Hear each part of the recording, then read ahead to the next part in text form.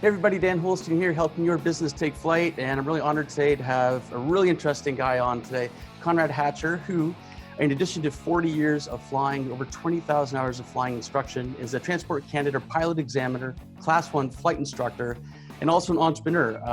Conrad saw a gap in the market for some really high quality online ground school training, and he created an app called Hangar, which we'll put a link to here as well, to bring really high quality online ground school training to Canada and the world. So Conrad, welcome. Thanks for coming on. Thanks for having me. Happy to. So I've given you a bit of an introduction, but tell us a little bit about yourself. How did you get involved in the aviation industry? Well, I was one of those kids that really never wanted to do anything else. So, when I was very young, I pretty much decided I wanted to fly airplanes.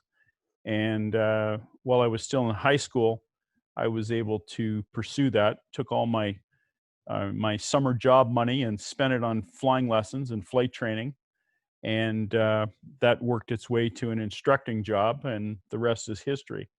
Um, I spent uh, I spent 8 years as a young man running the St. Catharines Flying Club, and being an instructor there.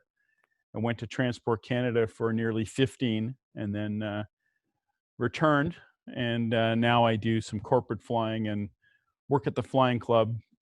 Still teach ground school, fly a corporate airplane. So it's uh, it's been interesting because it's never the same. And also, full disclosure, Conrad's my chief flight instructor and taught me ground school. As some of you might know, I recently got licensed, which is my license to learn. And yeah, so we've been hanging over, I guess, at the flight club for a couple of years on and off here.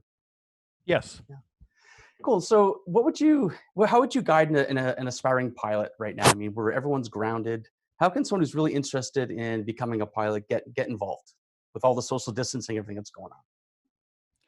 Well, right now it's hard to get going and do any actual flight training. I think we're on the verge of things opening up again, Mhm. at least in different parts of the country. Depending on where you live. Yep. It is hard to practice social distancing in a small airplane, uh, but I think we may see a return, and we may be wearing masks in the cockpit or something. We don't have any specific guidelines yet. That aside, we are seeing a lot of people are taking the time to do online ground school, so that's worked out well. Um, there's still a high level of enthusiasm, with people again in the online community who engage in different, you know, sort of do it vicariously through video, that kind of stuff. But before all of this hit, we were sort of in an unprecedented boom. We've had boom and bust cycles before, but I've never seen it go from so high to so low in the snap of a finger. That's been the real difference. We were living in a world where somebody with 500 or 600 hours, which is not a lot of experience, was flying around in front of a big airplane, and that Mm. wasn't a normal reality. So I think we're going to come back to more of a traditional path to get to an airline, where somebody who's starting out today might work in aviation for 5 years before they end up in an airline cockpit. Is And it? I think this has sort of hit the pause button on that. Yeah. I haven't detected a loss of enthusiasm for aviation.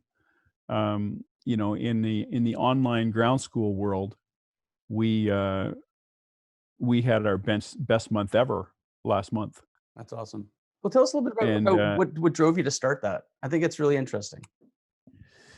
well, it was one of those things that kind of grew because I've taught ground school for years, um, and my partner Paul King, who now lives in Victoria, but he was taking flying lessons at St. Catharines at the time, and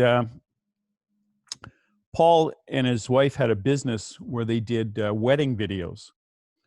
And so he had a lot of this video equipment hanging around, and he was out of the wedding video business. And our first version of the ground school was essentially a camera pointed at the classroom, and I was mic'd up and that kind of thing. and then it kind of grew. And I think part of what changed the way we do things was that he moved, and now we had to find a way to do it remotely. And so it has evolved so that it's not me standing in front of a camera anymore. I do all of the lesson planning and the talking. He looks after all of the technical stuff and makes it look good, and integrates the website and that kind of thing.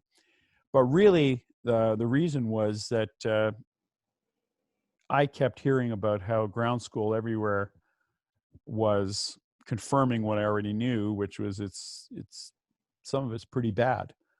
And when you're in a training system where instructors only hang around for 6 or 8 months, you're constantly changing, and nobody gets good at doing it. So there was a real problem. I was getting people showing up for flight tests and they didn't know basic stuff. Wow. Not our guys, but they had, I was kind of appalled at what they didn't know. Is it just due to all the turnover, like just lack of consistency and continuity with the trainers? Yeah, and also there are, I've been called a lot of things, but one of the nicer ways people have put it is you're an anomaly because you actually like doing this, and a lot of people don't like doing it. Stepping stone to and they would rather, a lot of young guys would rather just go fly, and that's understandable.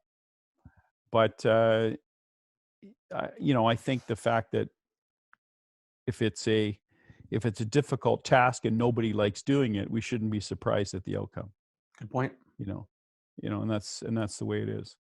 There are other online ground school products, and frankly, we just thought we could do it better. And the reality is that I couldn't do it unless I had somebody who understands what an app is, how to make one, is current with other apps that are out there. So I on my own would never have thought, hey, let's make an app to help somebody study for an exam. I wouldn't have come up with that. But Paul did. Yeah. And that's good because he works in that, that's his thing, but he's also a flying enthusiast. So we often joke that no one has taken more ground school than Paul because he's edited all this stuff. So a lot of value to that. It's a lot of value to that. Yeah. Well, good stuff. Well, Conrad, look, I really appreciate you taking the time to come and hang out today. Thanks so much. And if someone wanted to get a hold of you to talk about Hangar or, getting flight training when everything resumes, what's the best way for them to reach you? Well, the best way is go on the internet. It's Hangar with 3 A's. So AAAR instead of AR. Yep. And there's a phone number there.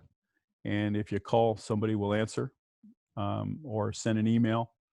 And the website, I think, explains things pretty well. It's I can say it honestly because I didn't set it up, that Paul has done a great job of making it look good. It's helpful, and if you can't find it there, then call us.